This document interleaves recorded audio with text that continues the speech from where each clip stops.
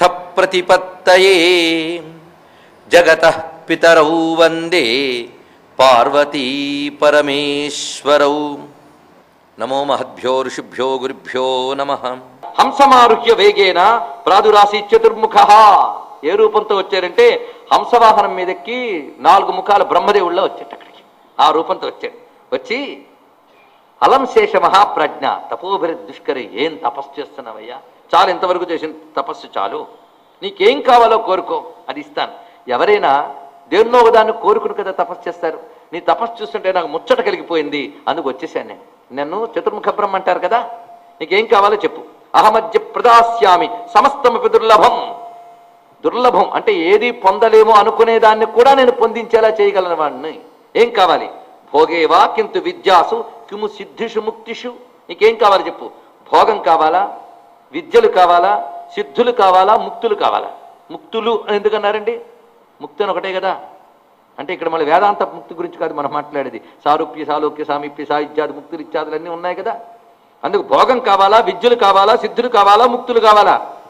దుర్లభం అనేది ఏది లేదు, ఏది కావాలంటే అది ఇస్తాను అంటే ఒక్కటే చెప్పాడు, నాకు ఇవేవి అక్కర్లేదు. ఏ తేషు నైవమే వాంఛ త్వదుక్తేషు చతుర్ముఖ. నువ్వు రావడం చాలా సంతోషం. ఎందుకంటే సాధన చేస్తున్నప్పుడు మహాత్ములు ఆశీర్వదిస్తే ఆ సాధన ఇంకా తొందరగా ఫలిస్తుంది. కనుక నా సాధన తొందరగా ఫలించేటట్టు ఆశీర్వదించు. ఇది ఒక్కటే నేను అడుగుతున్నా, ఇంకేమి నాకు అక్కర్లేదు. నువ్వు లిస్ట్ చెప్పేవు కదా, అవేం నాకు అక్కర్లేదు. ఎందుకంటే కరోమి నిర్మలం ద్రష్టుమీశమేవ తపో మహత్. నేను ఆ నిర్మలుడైనటువంటి పరమేశ్వరుని చూడాలని తపస్సు చేస్తున్నాను, ఇంకేమిటి కాదు అనగానే అంటున్నట్ట, తస్యాగమైన కిం కార్యం. ఆయన వచ్చి ఏం చేస్తాడు నీకు? మళ్ళీ ఆయన కూడా ఏదో ఒకటి ఇవ్వాలి కదా నీకు. అదేదో అడుగు, నేనే ఇచ్చేస్తాను. ఆయన దాకా ఎందుకు, నేను ఇవ్వగలను నీకు అన్నాడు. అంటే ఎందుకయ్యో గోల పెడతావు నాకు, నాకేవి ఆయన కూడా ఏదో ఇవ్వాలని కాదు, ఆయన కావాలి నాకంట, ఆయన్నే చూడాలని. కిమత్ర బహునోక్తేన బ్రహ్మన్ మద్వచనం శృణు. ఎందుకు అలా మాటలు పెంచుతూ ఉంటావు? ఒకే మాట, నహి కార్యం త్వయాతాన్యహి శివమేకం వినా విభుం. శివుడు తప్ప నాకేమీ అక్కర్లేదన్నాడు. ఇది ఒక్కటి. నహి కార్యం త్వయాతాన్యహి శివమేకం వినా విభుం. శివుడు తప్ప నాకేమీ అక్కర్లేదన్నాడు. ఇది ఒక్కటి. విభుడైన శివుడు తప్ప నాకేది అక్కర్లేదు. ఎందుకు ఈ మాటలండి? జాగ్రత్తగా పరిశీలించండి. ఇది అనన్య భక్తి అనే దాని గురించి చెప్పడానికి ఈ వృత్తాంతం చెప్తున్నాడు. అనన్యమైన భక్తి. అనన్య భక్తి అంటే అర్థం ఏంటి? భగవంతుణ్ణి తప్ప ఇతరుల్ని కోరకపోవడం. అంటే నేను ఏ కోరిక కోరినా ఈ దేవుణ్ణే కోరుతాను, ఇంకో దేవుణ్ణి కోరను అనడం కాదు. చూడండి, చాలా ముఖ్యమైన విషయం ఇది. ఏ కోరిక కోరినా ఈ దేవుణ్ణే కోరుతాను, ఇంకెవరిని కోరను అని కాదు అనన్య భక్తి అంటే. అసలు ఏ కోరిక కోరను, నేను ఆ దేవుణ్ణే కోరుకుంటాను అని అర్థం. అంటే దేవుడిచ్చే వరం కాదు, దేవుడే కావాలి. శివుడు ఏదో ఇవ్వాలని కాదు, శివుడే కావాలి. ఇది ఆ స్థితి ఇతడికి ఉన్నది అని చూపించడమే ఇందులో ఉన్నటువంటి విశేషం. కేవలం పరమేశ్వరుడు తప్ప ఏమీ అక్కర్లేదు. అది ఆ భక్తి. ఆ భక్తి మనకు అర్థమవుతుందా? ఆయన ముందు కూర్చుంటే ఆయనకంటే ముందు కోరికలే మనకు గుర్తుకొస్తాయి పాపం. అందుకే మనకే ఆయనకి మధ్య తెర అదే. అది తొలగాలి. అది మోహం వల్ల వస్తూ ఉంటుంది. తెరచాటునే కనబడతాడు తప్ప తెర తీసి కనబడ్డాడు స్వామి. ఆ తెరే మోహపు తెర. ఇది ఒకటి ఉంది మధ్యలో, మనకే ఆయనకి మధ్య. ఏది చేసినా ఇన్ని చేసేవంటే అయినా దేవుడు అనుగ్రహించాలని కంప్లైంట్లు ఎక్కువ జీవితంలో చాలా మనకి. ఎందుకంటే ఆ దేవుడు ఎందుకు అనుగ్రహించాలి? వీటి కోసం అనమాట. అందుకు ఇక్కడ శేషుడి యొక్క భక్తి స్వామిని చూడడం, స్వామిని చూసి కలిగే ఆనందం, ఇంకోటి ఏమీ లేదు. ఇలాంటి ఆనందం ఒకటి ఉందని కూడా మనకు తెలియదు. మొత్తానికి అడుగుతున్నది, నహి కార్యం త్వయాచ అన్యైః శివమేకం వినా విభుం. అదొకటే మాట. నీ వల్ల గాని ఇతరుల వల్ల గాని ఇతరముల వల్ల గాని నాకు ప్రయోజనము లేదు. నా స్వామియే నాకు కావాలి. అకృతాదరమన్యేషు దృష్ట్వా మాయా విమోచక. ఎప్పుడైతే దేని యందు ఆదరము లేదని చెప్పాడో వెంటనే ఈయన అడుగుతున్నట్ట, ఏమిటయ్యా అంత అందం ఏంటి ఆయన దగ్గర ఉంది, చూడాలి చూడాలి అంటున్నామంటే, దేవదారు వనస్థానం మునీనాం యత్ ప్రదర్శితం. దేవదారు వనంలో మునులకి ఏది చూపించాడో తదేవ తాండవం ద్రష్టుం మమ వాంఛా ప్రజాయతే. ఆ తాండవాన్ని చూడాలని నాకు చాలా ఉత్సాహంగా ఉంది. ఇది అంటున్నాడు ఇక్కడ. ఎప్పుడైతే ఈ మాట అన్నాడో వెంటనే ఏమిటి చూస్తావు, నీ శరీరం చూడు ఎలా అయిపోయిందో. ఎంత అందంగా ఉండేవాడివి, తెల్లగా ఉండేవాడివి. ఎలా ఉంటాడంటే ఆదిశేషువు తెల్లగా ఉంటాడట, తామరతూళ్ళ తెల్లగా ఉంటాడు, మల్లెపువ్వులా తెల్లగా ఉంటాడు వర్ణించారు. ఇంత తెల్లని శరీరం ఈ తపస్సు చేత అప్పుడే చాలా కృషించిపోయి మాడిపోయింది కూడా. కొంత ముఖం నల్లగా మాడిపోయింది అంటారు కదా, ఆ విధంగా తపస్సుతో చాలా కృషించిపోయావు. ఇలాగే తపస్సు చేస్తే పోతావు, ఇంకేం కనిపిస్తాడు ఆయన అన్నాడు ఇక్కడ. ఆ మాట అన్నాడు ఆఖరికి. అంటే ఈయన అంటున్నాడు, ఆత్మసందేహ కారుణ్యాం దశాయాం కిం కరిష్యసి, అసలు నువ్వు ఉంటావా లేదా అనే దశకు చేరిపోయావు. ఈ సందేహ దశలో ఇంకేం తపస్సు చేస్తావన్నాడు. ఒకవేళ ఇలాగే పోయాననుకో తర్వాత జన్మలేనైనా శివుణ్ణి చూస్తానన్నాడు. అది ఒక్కటే అతని జన్మాంతరేచ తద్బ్రహ్మన్ పశ్యామ్యేవ న సంశయ. ఇదండి ఆ దృఢత్వం, భక్తి యొక్క దృఢత్వం. ఎన్ని మాటలు అన్నాడో చూడండి, ఇక్కడ ఎక్కడైనా చెదిరిపోతాడేమో అని ఇవంతా పరీక్ష. ఆఖరి ఒకటే మాట అన్నాడు, పోతే పోయా తర్వాత జన్మలో చూస్తానన్నాడు. అనగానే ఒక్కసారి ఆనందించి వెంటనే ఆ హంస కాస్త వృషభంగా మారిపోయింది, చతుర్ముఖుడు కాస్త పంచముఖుడైపోయాడు. ఆ పరమేశ్వరుడు దర్శనం జరిగినది. త్రినేత్రధారి చంద్రశేఖరుడైన పరమేశ్వరుడు వామాలంకృత వామాంగ శంభురాసి తదైవ సహా పార్వతీ సహితుడై గోచరించాడు. అది చూసిన వెంటనే దృష్ట్వాధ శంకరం శేష కంప్రమాణ కరాంఘ్రిక బద్ధాంజలి ప్రసన్నస్తమస్తౌషీదమితౌజశం. ఒక్కసారి ఒళ్ళంతా పులకించి తన 1000 పడగలు ఊగుతూ ఉండగా పరవశించిపోయి ఆయన ఆ పరమేశ్వరుని స్తుతిస్తూ ఉన్నాడు. మృగ్య రూప విరూపాక్ష మమనాథ మహేశ్వర బాలేందు శేఖర శ్రీమాన్ దేవదేవ నమోస్తుతే. మృగ్య రూప, గొప్ప మంచి మాట అండి. మృగ్య రూప అంటే వెతకవలసిన రూపము కలవాడా, ఇది అర్థం. మృగ్యము అంటే వెతకవలసినది అని అర్థం. వెతకవలసిన రూపం అంటే అర్థం వెతికి చూడాల్సింది ఆయననే, ఇది చెప్తున్నది. శ్రోతవ్య మంత్రవ్య ద్రష్టవ్య నిధిధ్యాసితవ్య అని శాస్త్రం చెప్తున్నది. దేని గురించి వినాలి? ఆయన గురించే. దేని గురించి చూడాలి? ఆయన్నే. దేని గురించి మననం చేయాలి? ఆయన్నే. మరి మిగిలిన వాటి గురించి కూడదు. కనుక మృగ్యం అంటే వెతకవలసినది అని అర్థం అనమాట. ఆయన్నే వెతకాలి. వేదములు శాస్త్రములు సాధనలు ఆయన్నే వెతుకుతున్నాయి. కనుక మృగ్య రూప విరూపాక్ష మమనాథ మహేశ్వర, నా ప్రభు అయిన పరమేశ్వర చంద్రశేఖర నీకు నమస్కారము. పైగా అజ్ఞానంతో నేను చేసిన అపరాధాలన్నీ మన్నించు. నువ్వు బ్రహ్మరూపంతో కనబడగానే బ్రహ్మే అనుకుని ఏవేవో మాట్లాడేశాను, ఆ వాటిని నువ్వు మన్నించు. అజ్ఞాన విహితాన్ సర్వాన్ అపరాధాన్ సహస్వమే, నన్ను మన్నించవయ్యా కాలకంఠ శివానాథ నటనాథ నమోస్తుతే. ఇక్కడేం డాన్సర్ కనబడలేవు, ఒట్టి నిలబడ్డాడు. కానీ చూడాలనుకుంటుంది నటనాథుణ్ణి కనుక ఆ సంబోధన చేశారు. ఇక్కడ నటనాథ శివానాథ కాలకంఠ. శివానాథ అంటే పార్వతీపతే అని అర్థం అనమాట. ఇత్యానంద విలీనాత్మ, ఇంతే స్తోత్రం, ఇంకెక్కువ చేయలేకపోయాడు. ఎందుకంటే స్వామిని చూసిన ఆనందంతో ఉన్నాడు కనుక ఇలాగ ఎప్పుడైతే నమస్కరించి దండము వలె స్వామి యొక్క పాదాలపై పడ్డాడో, పైగా వాంఛిత స్పర్శనోద్యుక్త, స్వామి తనని తాకాలి అనే ఒక ఉత్సాహం కలిగింది అతనికి. అందుకు దానికోసమని ఎప్పుడైతే పడ్డాడో ఆ పరమేశ్వరుడు కొంత దూరంగా ఉన్నటువంటి శివుడు దగ్గరికి వచ్చేటండి. ఆ దగ్గరగా వచ్చి ప్రాపయన్ అంతికం వృషం ఉత్థాప్యతం కరేణ, తన చేత్తో ఒక్కసారి లేపెట్ట శేషువుని. లేపి సమాలింగ్య ముహుర్ముహు, మాటి మాటిగా ఆదిశేషువుని గాఢాలింగనం చేసుకుని దయతో ఆ ఒంటిని నిమిరెట్టండి. ఆ తలపై చెయ్యి వేసి నిమిరెట్ట.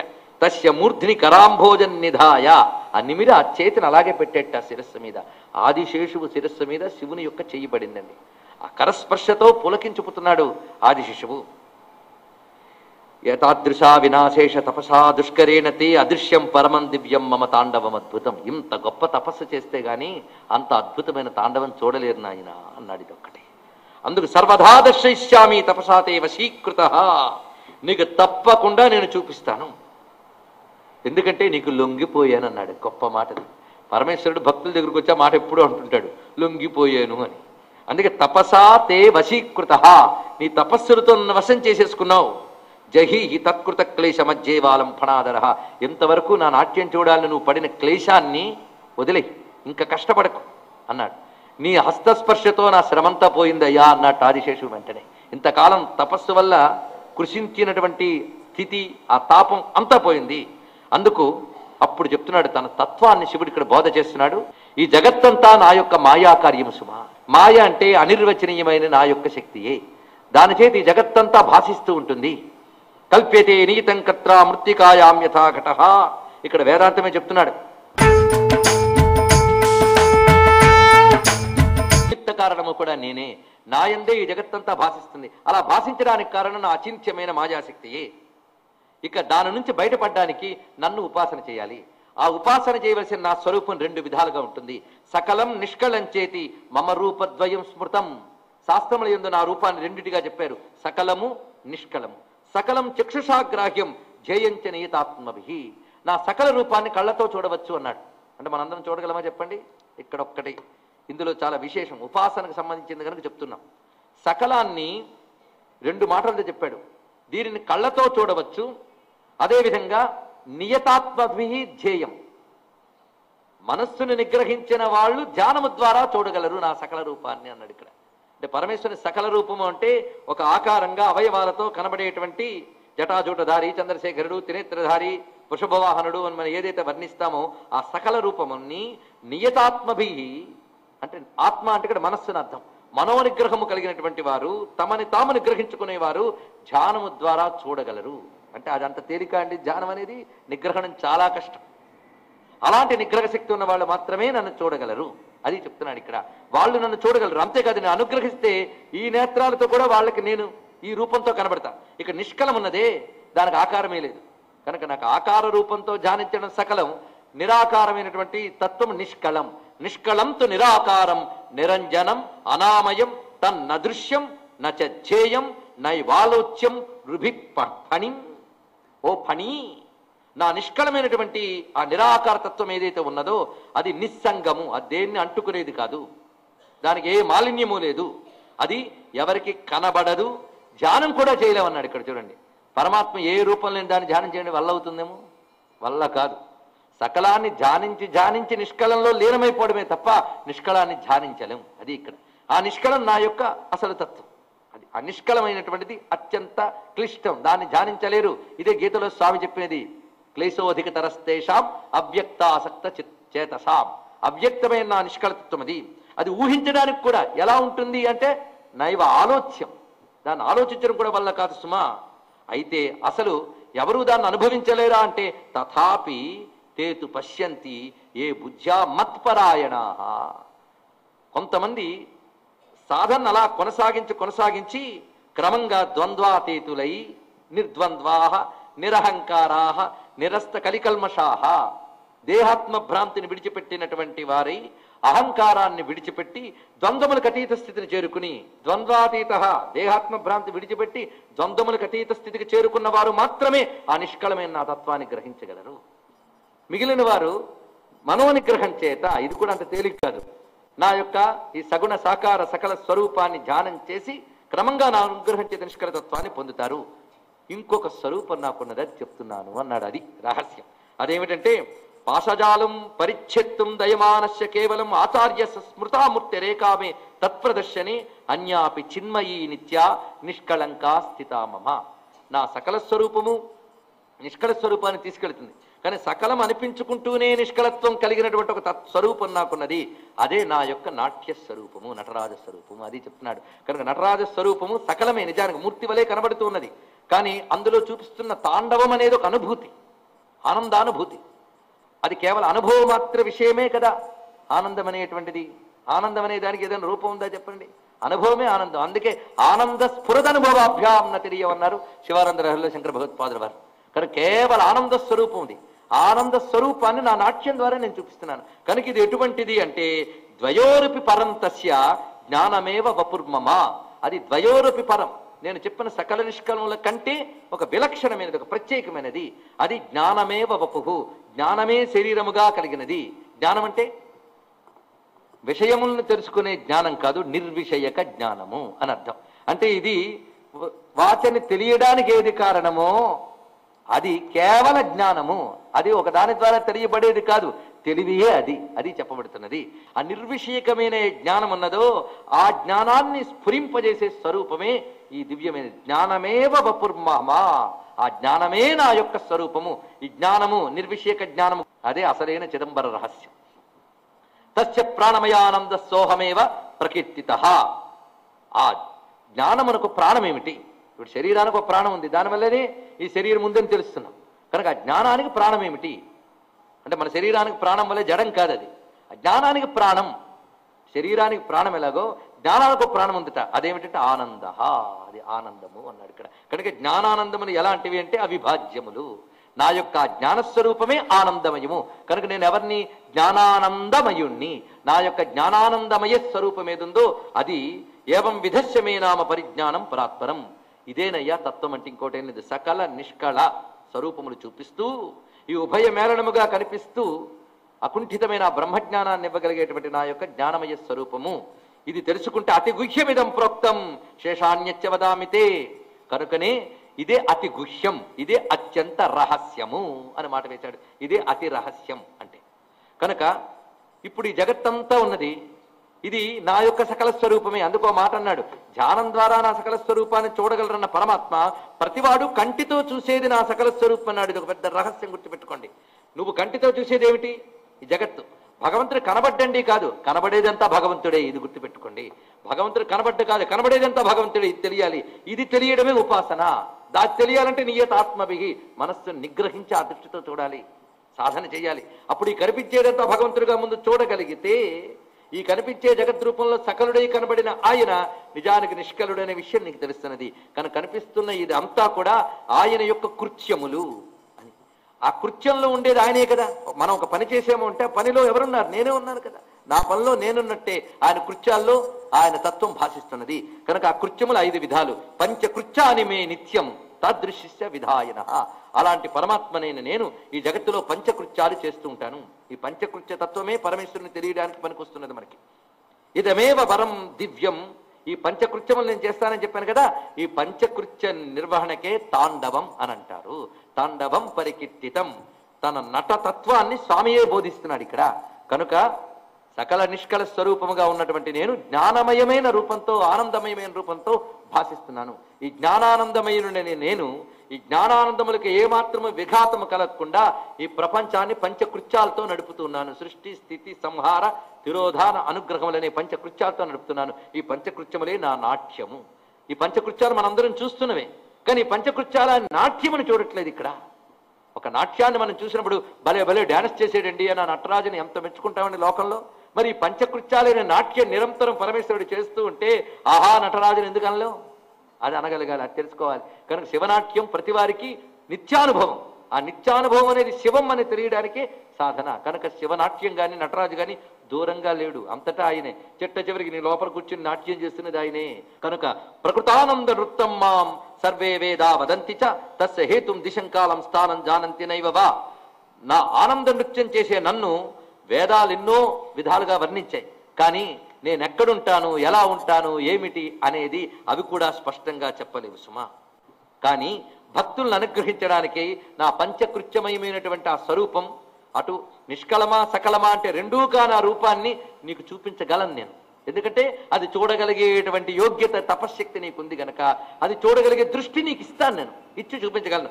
కానీ ఇక్కడ నేను ఆ నాట్యం చేస్తే ఈ చోటు ఆ భారాన్ని భరించలేదు అన్నాడు. ఆ నాట్యాన్నంతటినీ నేను ఇక్కడ ఒక్కసారి చూపించాను అనుకో, అంటే ప్రపంచమంతా విస్తరించి చూపిస్తున్నది పంచకృత్యములు, అదంతా ఒక్క చోట తెచ్చి చూపించాలి. ఇది ఒక విశ్వరూపం. ఇది చూపించాలి అంటే తద్భార నిస్సహం శేష తదా తచ్చ తపోవనం. ఇది తగదు, ఇక్కడ నేను చేస్తే తట్టుకోలేదు ఈ భూమి. నువ్వు ఒక మాట అనొచ్చు, మరి దారుకవనంలో చేసేవే. అక్కడ కూడా నేను చేయడం మొదలెట్టాక ఆ భూమి కూడా తట్టుకోలేకపోయింది. కాబట్టి నేను వెంటనే ఏం చేశానంటే ప్రచలద్ధూరుహతలం చరంపే శుచిరం మహత్ మయావని వ్యధాం దృష్ట్వా సర్వతో మహతీం క్షణాత్ ప్రస్తావనా విధావేవ నృత్తం మందీకృతం పునః. ఎప్పుడైతే నేను ఒక్కసారి నా నాట్యాన్ని మహావైభవంగా చూపించడం మొదలుపెట్టానో అక్కడున్న భూమి తట్టుకోలేకపోయింది. తట్టుకోలేకపోయేటప్పటికల్లా అది తట్టుకోలేదనే విషయం కూడా నాకు తెలుసు. ఇది తెలుసుకోవాలి. శివుణ్ణి ఎవడు కంట్రోల్ చేయక్కర్లే, ఆయనే తను తాను కంట్రోల్ చేసుకోగలడు. అందుకే పరమేశ్వరుని యొక్క ఉగ్రస్వరూపాన్ని మీరు చూసినట్లయితే ఆ ఉగ్రస్వరూపాన్ని ఆయనే నిగ్రహించుకోవాలి తప్ప ఇంకెవడో వెళ్ళి ఆయన్ని శాంతింపజేయడం ఏ పురాణంలో కనబడదు. మీరు పరిశీలించండి. శివుడి యొక్క ఉగ్ర నృత్యాన్ని శాంతింపజేసేవాడు ఎవడూ లేడు. మిగిలిన వాళ్ళు ఉగ్రతలు ధరించితే ఎవడో వెళ్ళి శాంతింపజేయడం కనిపిస్తుంది. శివుడికి ఎవరు శాంతింపజేయక్కర్లే. ఆయన ఎంత తీవ్రతను చూపించినా తన స్థితి నుంచి తాను చెదరడు గనుకనే తానే దాన్ని మళ్ళీ నిగ్రహించగలడు. అందుకు ఏం చేశారంటే భూమిని ఆ భారాన్ని సహించలేకపోతోందని ఆ తీవ్రతను మందీకృతంచ పునః. మందీకృతం అంటే మందము చేసేట. అక్కడే నేను అసలు చూపించాల్సినంత చూపించలేదు. దానికి మీరు ఏదో పెద్ద నృత్యం అనుకుంటున్నారు. అదే నేను చూపించాల్సినంత చూపించలేదు, అక్కడ కంట్రోల్ చేశాను. అది తట్టుకోలేకపోయింది. ఇప్పుడు ఈ కైలాసాచలంలో కూడా తత్క్షమా మహతి, ఇక్కడ కూడా నేను చేస్తే ఇది కూడా తట్టుకోలేదు. దీన్ని తట్టుకోగలిగే భూమి ఒక్కటే ఉన్నది, అది చెప్తున్నాను. అక్కడికి వెళ్ళి నువ్వు తిన్నగా అన్నాడు. అది తట్టుకోగలిగే భూమి ఒక్కటి ఉంది. తత్క్షమా మహతి కాచిదస్తి, ఒకానొక ప్రాంతం ఉంది, అదే దివ్యా సభ. దానికే దివ్య సభ అని అంటారు. ఆ దివ్య సభ భూమి ఎందున్నది సుమా. ఇది సర్వహితార్థాయ ప్రోక్తవాన్ భగవాన్ శివ. ఈ మాట ఎవరి కోసం చెప్తున్నాడు? శేషుడి కోసం. కానీ ఇక్కడ ఏం చెప్పాడు? సర్వహితార్థాయ. శేషుడికే నాట్యం చూపించినట్టయితే మనం ఈ పురాణం చెప్పుకోనక్కర్లేదు. శేషుణ్ణి నిమిత్తంగా చేసుకుని జగతిని అనుగ్రహించబోతున్నాడు పరమాత్మ. అది ఇక్కడ చెప్పబడుతున్నది. కనుక ఆ నాట్యాన్ని తట్టుకోగలిగిన భూమి ఒకటి ఉన్నది సుమా అనగానే ఆ భూమి ఏమిటి అని అడిగాడు. మమ భాగ్యాయ చేదస్తి సభాభూమి తథావిధ. నీ నాట్య సభగా చెప్పబడే ఆ భూమి ఎక్కడైనా ఉంటే అది నా భాగ్యమే. అదేమిటో నాకు చెప్తే అక్కడికే వెళ్తాను. సాక్షాత్ భవసిమే దేవా తస్యాం సతశంకర అస్మాదపిత పరం కార్యం కిమునాథదయానిధే. అది నువ్వు నాకు ఆ సభని నా కంటికి కనబడుతుంది అని చెప్పినట్లయితే అంతకంటే గొప్ప పని ఉంది. అంటే ఇక్కడ ఒక రహస్యాన్ని చెప్తున్నాడు. ఇది జాగ్రత్తగా వినండి. యోగ రహస్యం అద్భుతం. ఇదే చిదంబర రహస్యం. శేషుడితో శివుడు చేసినటువంటి బోధ. భూతలంచ శరీరంచ సమం ప్రోక్తే మహామతే. ఈ భూమి ఈ శరీరం రెండూ సమానమే సుమా అన్నాడు ఇక్కడ. ఇది గొప్ప విశేషం. మనం ఎందులో ఉన్నామో దానికి మనకి ఒక విడదీయరాని అనుబంధం ఉంది. భూతత్వం అంతా మనలోని ఉన్నది. కనుక ఈ భూమి ఈ శరీరం రెండూ సమమే. ఈ శరీరంలో నాడులు ఇవన్నీ ఎలా ఉన్నాయో భూమి యందు కూడా అలాగే ఉన్నాయి. అంటే ఇక్కడ భూమి యందు ఆ క్షేత్రం ఎలా ఉందో శరీరంలో కూడా అలాగే ఉందని చెప్పడం కదా. చూడండి ఇక్కడ. కనుక చిదంబరాన్ని మీరు ఇక్కడిక్కడే చూడగలరు.